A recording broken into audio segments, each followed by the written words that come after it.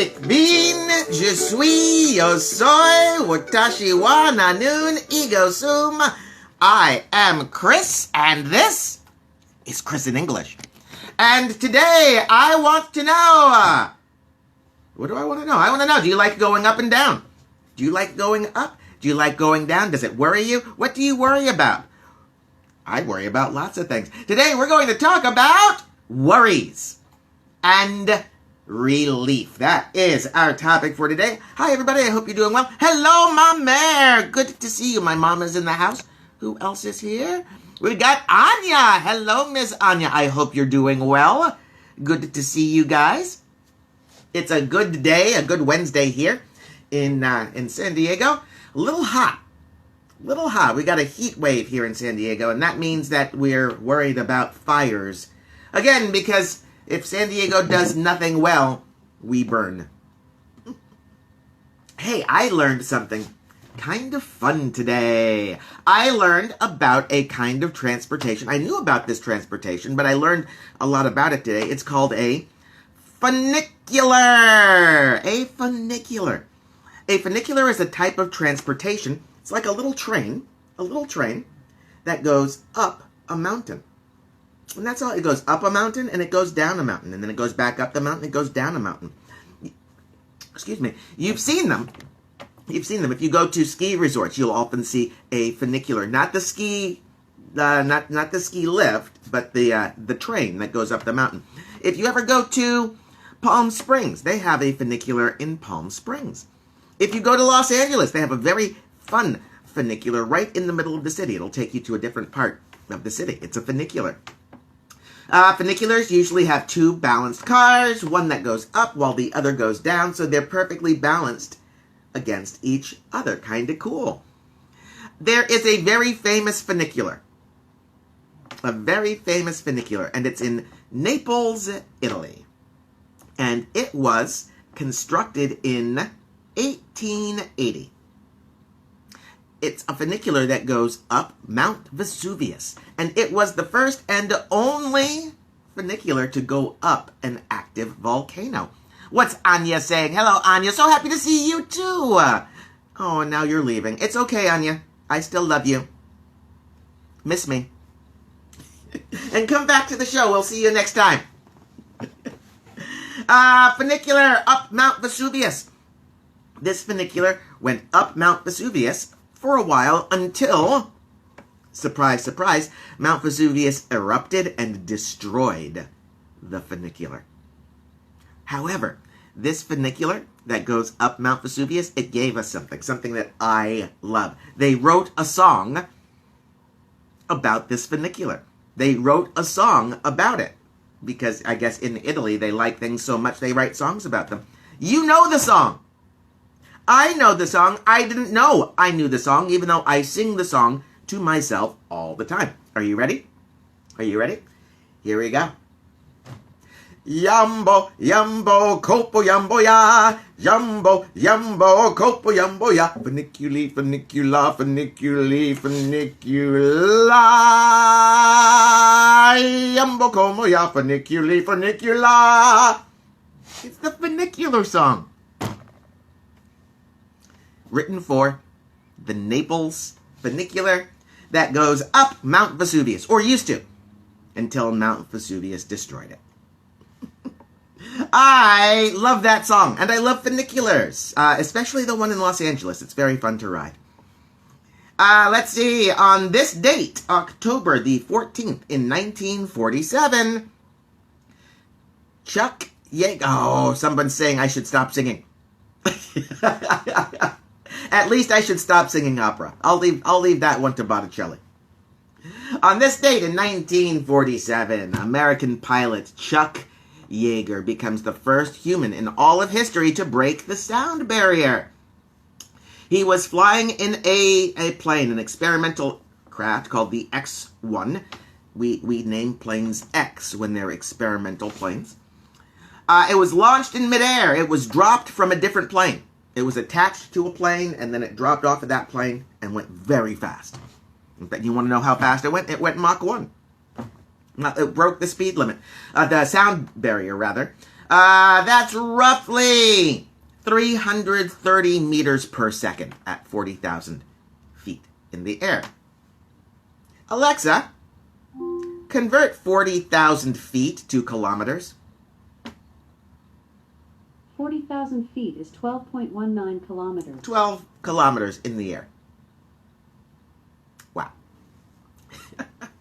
So congratulations, Mr. Yeager. Of course, many people have gone on to beat that record. That speed, of course, is called Mach 1.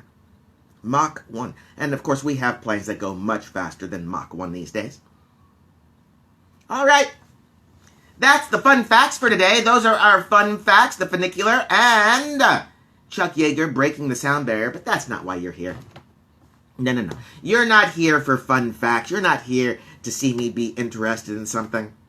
You're here for the word of the day. Yes, my friends, it is time. I am going to teach you a word that you can use in the English-speaking world. And our word of the day today, it's no small thing. No small thing. Is that a hint? Is that a clue?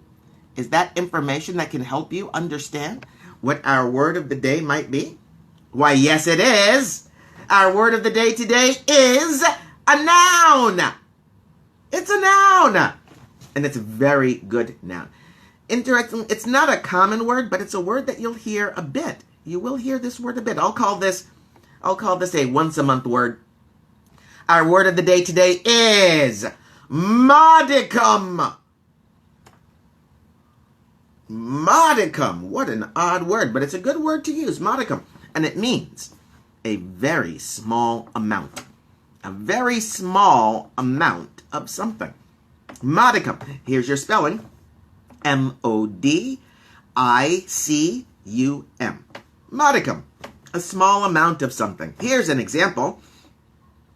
The boy was very sick, and with his modicum of strength, he could not get out of bed. He was so sick, he only had a little bit of strength. He had a modicum of strength. It wasn't enough to get out of bed. Modicum! It's a great word. It's a noun. A very tiny amount.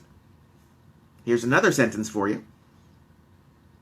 To be the President of the United States, you should have a modicum of intelligence and decency. Modicum. A small amount. That's all you need to have to be president. A small amount of intelligence and decency. That's our word of the day, modicum. A noun meaning a small amount. Now it's your turn. Do you have a sentence using our word of the day? I bet you do. And if you do, please write your sentence right here. See where I'm pointing? See that line right there? You can type things there. Yeah, you can take your thumbs and you can type things there and I can read them. Write your sentence in the comment section and I will read your sentence to the world and you'll become internet famous.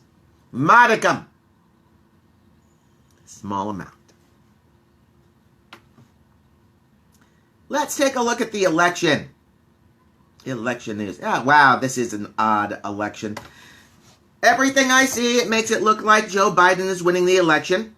It's 53 points to 41 points. That puts Joe Biden up by about 12 points, depending on which poll you are looking at. That's the national poll, of course, and really the important polls are the state polls, especially the swing state polls. Next week, we're going to start taking a look at some of these swing states a little more closely, starting with Pennsylvania, a state that Joe Biden should win since he was born there.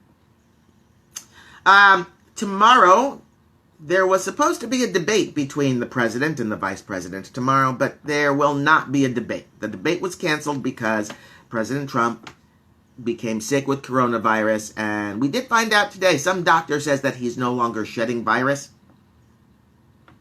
I'll believe that in a few more days, I suppose.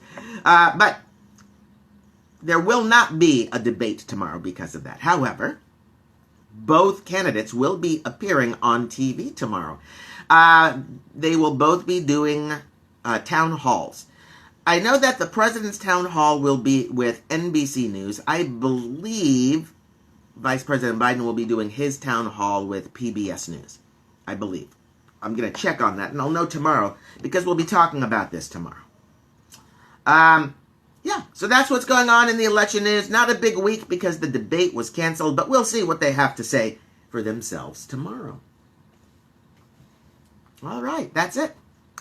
If you are interested in learning more about Chuck Yeager, if you're interested in learning more about funiculars, or if you want to learn about the election, or if you just want to learn to see the word of the day, please visit the website, ChrisinEnglish.com.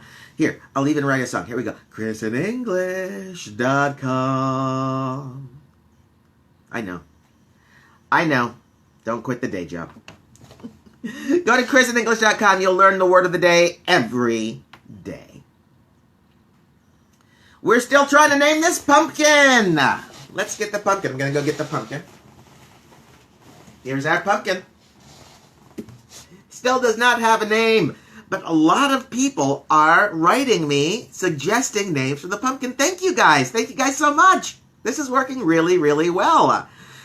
We've gotten some more names yesterday. We got some more names yesterday. Let's see what we got. Trumpskin. Trumpskin. Someone suggested we name the pumpkin Trumpskin. I think that name might be a little too scary. Even for Halloween, it might be a little too scary. The idea, of course, is that pumpkins are not the only orange thing in the world. Trumpskin.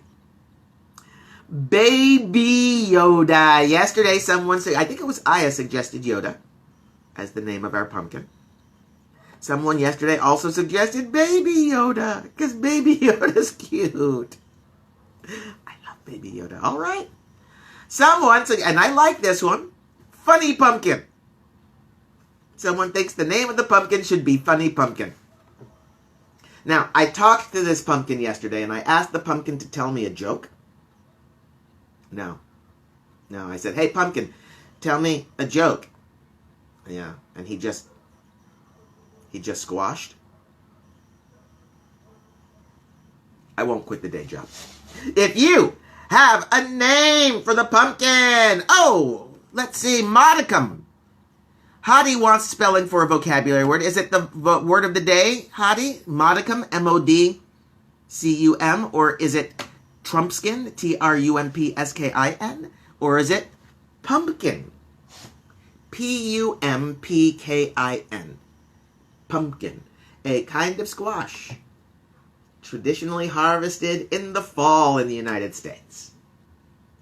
Pumpkin. If you have a name for the pumpkin, please comment. You can comment right now. I will read the name to the world. Or you can leave a comment after this video gets posted. Or you can send me an email at ChrisinEnglish.com. Chris@ChrisinEnglish.com. That's my email address. Tell me the name of the pumpkin. This Friday, the 16th, we will be announcing the official name of our pumpkin on this show. So act fast! You only have a couple more days to send in your name suggestion. All right. Enough fun. I know why you're here. You're here for the grammar. We don't got grammar today, but what we do have today are some phrases, some good phrases that we can use in English. Today's phrases are phrases for worries and relief. If we're worried about something, I'm worried, I'm nervous, I'm a little bit scared. If we're nervous about something, if we're worried about something, what are some phrases we can say to communicate this idea? If we're relieved, that was close. What are some phrases that we can use to show we are relieved? I picked these phrases because I've started watching a TV show called Monk. It was on a few years ago. I didn't watch it when it was originally on, but I am watching it now, and I wish I'd watched it before. It's a wonderful show. It's a wonderful show with a wonderful character and interesting situations. I don't usually like police dramas, but this one is special. And the character, Monk, always worries. Sometimes he has relief. So here are phrases that we can use in English to express worry and relief. Let's start with, I'm afraid that. I'm afraid that. I'm afraid that I might be late. I'm afraid I forgot my wallet. I'm afraid that I left the stove on in my house. When we say that, we're afraid that, and then after the word that, we say what we're afraid of, we're expressing a worry. We're saying something is not quite right, and we're a little bit worried about it. I'm afraid that. You can also say scared. I'm scared that. I can't help thinking that. I can't help thinking. When we're worried about something, we can use this phrase, I can't help thinking. And we use this to talk about thoughts we don't want to think about. I can't help thinking that I don't have money for rent. I can't help thinking that my car needs to go to the shop. Oh, I don't want to think about it, but I have to, and I can't stop. I'm worried about it. Another way to say this idea, a similar idea, it's been keeping me up at night. It's been keeping me up at night. If we are worried about something and we're so worried about it that we can't fall asleep, we would say, oh, it's keeping me up at night. Oh, this election. Oh, this presidential election. It's crazy. It's stressful. It has me worried and it's keeping me up at night. I can't sleep. Don't worry. Don't worry. I'm fine. I'm sleeping.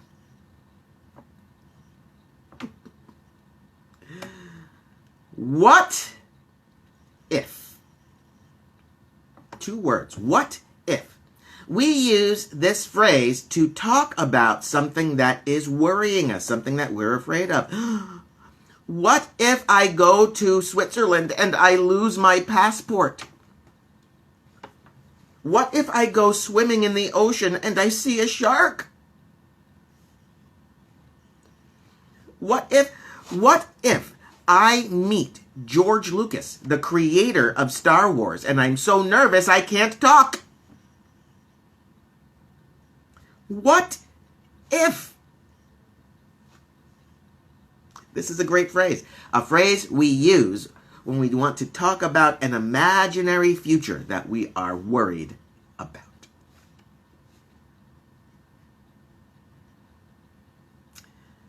Here are some phrases that we use when we are relieved. If we're worried about something but the worry goes away, we're relieved. There are some expressions we can use to describe relief. And one of the most common ones, one of the most frequent ones, phew, phew. Phew is an interjection. It's a word we use to express relief. Let me give you the spelling. W-H-E-W. And it's almost always followed by an exclamation point. Exclamation point. Whew! Whew! Thank goodness. Thank goodness is another phrase that we use when we want to say we are relieved. We were worried about something. We thought something was going to go wrong, but it didn't. Thank goodness. Oh, I found my wallet. Thank goodness. What a relief. What a relief. Just like thank goodness expresses the idea that something was wrong, but now it's fixed. What a relief shows us the same thing. Something was wrong. Something had us worried. But the worry is gone and we're better now. What a relief. Yeah. I couldn't find where I parked my car. I went to the shopping mall. I couldn't find where I parked my car. But I clicked my button and I heard it beep. What a relief. What a relief. The worry is gone. You have no idea what a relief that is. That's another way of saying what a relief. You have no idea what a relief it is. When it's a big relief, when a big worry has been removed from us, that's what we can say. You have no idea what a relief it is. And the last one, a phrase that we use to show relief, to show that a worry has gone away. That's a huge load off of my mind. That's a huge load off of my mind. And the idea is we had a worry pressing down, keeping us down, making us sad. And when the worry goes away, that's a load off of my mind. That's a worry that has gone away. Yeah, I'm afraid that. I can't help thinking that. It's been keeping me up at night, and what if? These are phrases that we use to express worry. Phew, thank goodness. What a relief. You have no idea what a relief it is, and that's a huge load off of my mind. These are phrases that we use to express relief from worry. And that's it. Those are our phrases for today. What relieves you? What makes you worried? And what brings you relief? We all have worries right now during coronavirus. I'm sure we are all, or should be, worried about getting sick. And of course, if we're worried about that, we just need to do what we know to do. Wash our hands, wear our mask, maintain social distance. Don't go out to clubs, don't go out to movies, don't go out to crowds. If we do these things, we will remain healthy until the stupid disease passes. No reason to be worried. But no cause to be completely relieved yet.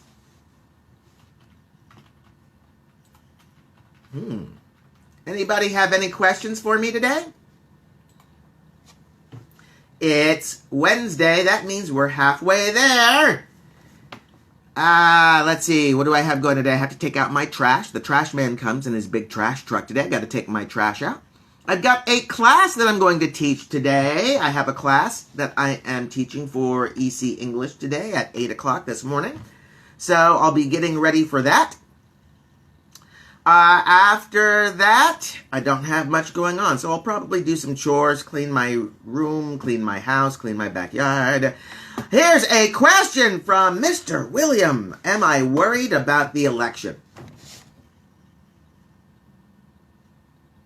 Of course, the answer is I'm not worried about the election as much as I'm worried about the results. Am I worried about the election? I am a little bit worried, I suppose. I think that Joe Biden should win. I think that Joe Biden should win. I'll be honest with you guys. I have not been a huge fan of President Trump and his administration. See how nice I am? See how polite I can be? I'm not a fan. And all of the polls show that Joe Biden should win. Joe Biden should win. Joe Biden, actually, he should win by a lot. Some of the numbers I'm seeing, 347 electoral votes. I think the most you can get is 490 or 500, something like that. No, you get 525. 525. 535. 535 electoral votes. You need 270 to win. If the election were held right now, today, Joe Biden, it looks like he would get something like 325. Some insanely high amount. But we all remember 4 years ago when Hillary Clinton was supposed to walk away with the election. And she did not. And it was a shock. It was a shock and surprise. It was a shock and surprise to President Trump. I honestly don't believe he thought he was going to win. Am I worried about this election? I shouldn't be. The numbers, the math works out. Joe Biden will win. But I'm worried about the election. I can't help thinking. Ooh, here we go. I can't help thinking that Trump might win. I'm afraid that there's a chance Trump can pull this out. Have I voted yet? That's a good question. I got this thing in the mail. This is my ballot. This is my official ballot for California. Everybody in California got one of these this year. I have choices. I can fill this out and vote early. I have to mail it by the Tuesday before the election, so I guess that's the 27th of this month. I can take it to my polling place, which I might do. We'll see. But no, I have not voted yet, but I will vote. I love to vote. William, you know I love to vote. I wear my sticker proudly every 2 years on a Tuesday. Here is my pamphlet. Pamphlet 1, Pamphlet 2. These two books explain everything that people in California are voting for. We'll probably end up sharing some of that information before the election, too. We'll talk about some of the things we're voting for in San Diego and California. Yeah. So I haven't voted yet, but I 100% am going to vote. I'm looking forward to it. I love to vote. How about you, William? Did you vote? Have you voted yet? Did you send yours in? Did you get yours already?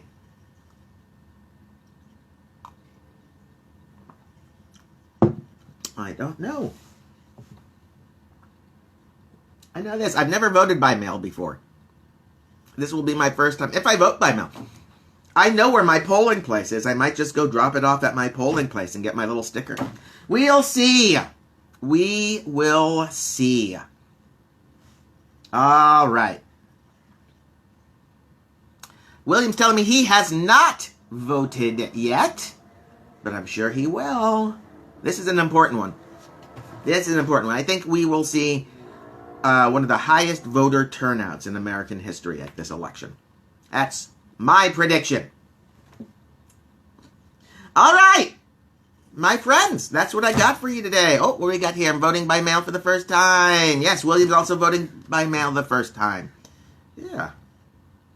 We'll see how it works. We will see how it works. You know, of course, the president keeps saying, oh, it's going to be, let's see. My parents have voted. They have voted already, and they're in Arizona. I don't know who I know who they voted for president. I don't know who they voted for their senator. I hope they went with the astronaut. Everybody should vote. If you ever have the opportunity to vote for an astronaut, vote for the astronaut. Yeah. Unless you think his body has been taken over by an alien from space, then maybe don't vote for the astronaut. But if you can ever vote for an astronaut, vote for an astronaut. That's my suggestion to you.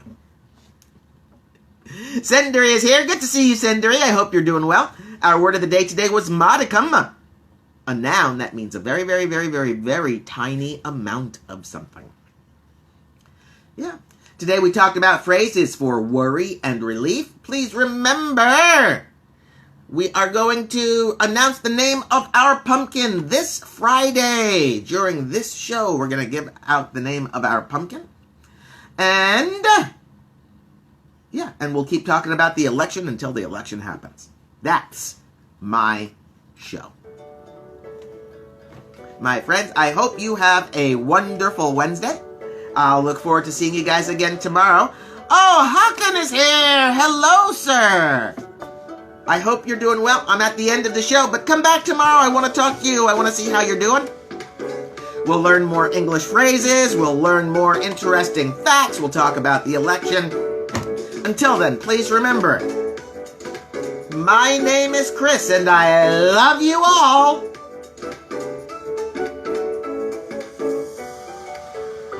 Go away. Have a great day, everybody.